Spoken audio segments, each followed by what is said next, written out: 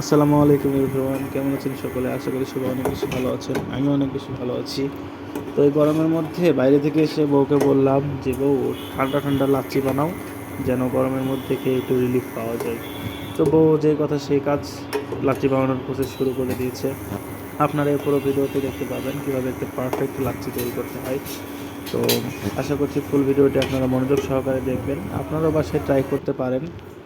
ঠান্ডা ঠান্ডা জিনিস এই গরমের মধ্যে খাইতে অনেক বেশি ভালো লাগবে, আপনাদের শরীরকে খুব একটা প্রশান্তি দিবে আর কি।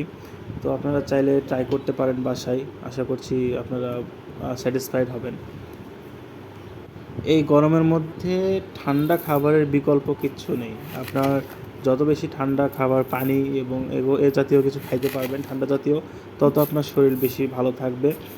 এবং এই ঠান্ডা জাতীয় খাবার আপনার শরীরের তাপমাত্রা ঠিক রাখতে আপনাকে সাহায্য করবে। তো চলুন জেনে নিই কীভাবে একটি পারফেক্ট লাচ্ছি তৈরি করবেন। তো প্রথমে পরিমাণ মতো দুধ চুলায় জাল করে নেবেন এবং জাল করার পরে দুধটি ঠান্ডা হওয়ার জন্য কিছুক্ষণ অপেক্ষা করবেন। অপেক্ষা হওয়ার পরে একটি ব্লেন্ডারের মধ্যে প্রথমে একটি পাত্রে পরিমাণ মতো দুধ নিয়ে সেটি ফুটিয়ে নেবেন। ফুটিয়ে নেওয়ার পরে এটা ঠান্ডা হওয়া পর্যন্ত একটু অপেক্ষা করবেন। অপেক্ষা হওয়ার পরে একটি মিক্সির বোলের মধ্যে দুধটা এবং পরিমাণ মতো চিনি এবং কলা নিয়ে নেবেন। অতঃপর সেটা মিক্সিতে ভালো করে মিক্স করে পেস্ট করে নেবেন এবং পরিমাণ মতো ঠান্ডা পানি তার মধ্যে দিয়ে দিবেন। চাইলে আপনারা আইস ব্যবহার করতে পারেন। তাহলেই তৈরি হয়ে গেল আমাদের ঠান্ডা ঠান্ডা লাচ্ছি। তো রেসিপিটি ভালো লাগলে অবশ্যই ভিডিওতে লাইক এবং কমেন্ট করে আপনার মতামত জানাবেন।